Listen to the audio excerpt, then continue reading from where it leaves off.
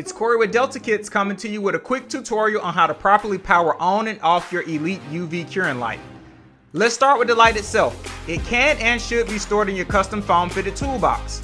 Since the Elite works in 12, 120, and 240 volt, you will have an AC/DC adapter and a power cord.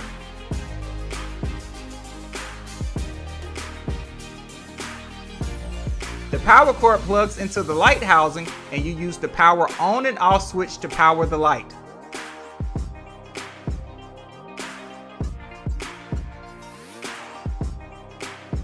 Notice the red indicator light.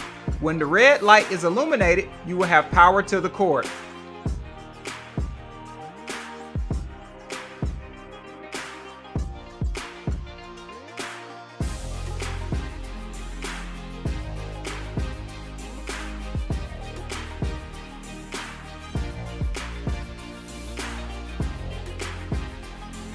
After using your Elite UV curing light, put the switch in the off position.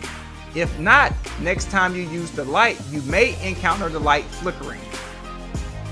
The Elite UV curing light has an aluminum body design with an anodized coating. It's more durable, longer lasting, and 3 times faster than competitive models.